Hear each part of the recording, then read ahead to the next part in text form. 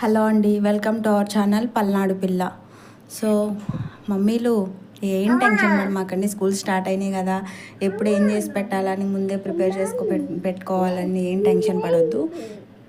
So ఇలాంటి చిన్న చిన్న రెసిపీస్ చూపించడానికి నేనైతే ముందుకు వస్తున్నాను. సో ఏమేం కావాలి, ఏం చేయాలి, ఎలా చేయాలి అనేది చెప్పేస్తాను. స్నాక్స్కైనా బ్రేక్ఫాస్ట్కైనా ఏదైనా అప్పటికప్పుడు చేసుకోవడానికి చాలా బాగుంటుంది అన్నమాట. సో వీటికి పెద్ద పెద్ద రెసిపీస్ కానీ ఎక్కువ టైం కానీ కూడా అవసరం లేదు, సింపుల్గా ఈజీగా చేసేసుకోవచ్చు. ఓన్లీ రెండు రకాల పిండిలు ఉంటే చాలన్నమాట. బియ్యం పిండి, శనగపిండి ఈ రెండు ఉంటే సరిపోతుంది.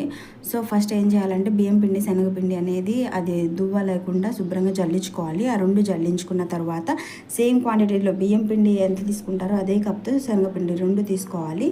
బియ్యం పిండి, శనగపిండి రెండు వేసుకున్న తర్వాత గిన్నెలో కొంచెం మిక్స్ చేసేయండి. మిక్స్ చేసిన తర్వాత అందులో జీరా, సాల్టు, పచ్చిమిర్చి, ఉల్లిపాయ, కరివేపాకు ఈ మొత్తం వేసేసి బాగా మిక్స్ చేసేయండి గట్టిగా.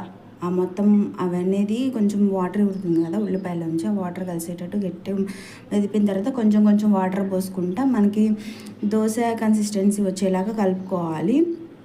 చేతితోనే కలుపుకోండి, ఎందుకని చెప్పేసి అంటే ఉండలు కట్టుకుని ఉంటుంది, ఆ ఉండలు అనేవి కరిగిపోవాలి కదా. సో చేతితో అయితే మెదిపితే మెత్తగా నీట్గా వస్తుంది.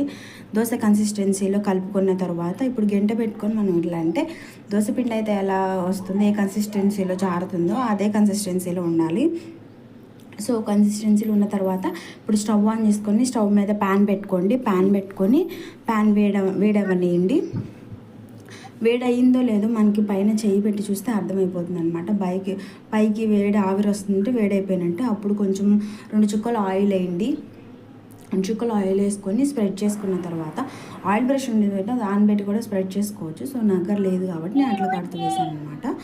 స్ప్రెడ్ చేసుకున్న తర్వాత కొంచెం స్ప్రెడ్ అయిన తర్వాత ఆయిల్ మనం పిండి వేసుకోవడం, మనకి ఎంత అయితే దోశ కావాలో అంత చిన్న చిన్న వేసుకుంటేనే బాగుంటుంది అనమాట. సో వేసుకున్న తర్వాత నీట్గా కొంచెం మందంగా వేసుకోవాలి, మరీ పల్చగా పేపర్ దోశలాగా వేసుకోకూడదు. సో వేసుకున్న తర్వాత దాని మీద కొంచెం ఆయిల్ చల్లుకోండి, చుట్టుపక్కల కూడా అనమాట. చుట్టూరు ఆయిల్ వేస్తే నీట్గా లెగ్స్ వస్తుంది, అండ్ ఆయిల్ కొంచెం ఎక్కువే పడుతుందిలేండి.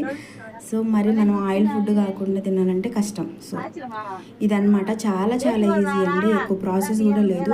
ఇలాంటి ఏమైనా రెసిపీస్ కావాలంటే ప్లీజ్ కమెంట్ చేయండి. Please subscribe my channel, like, share and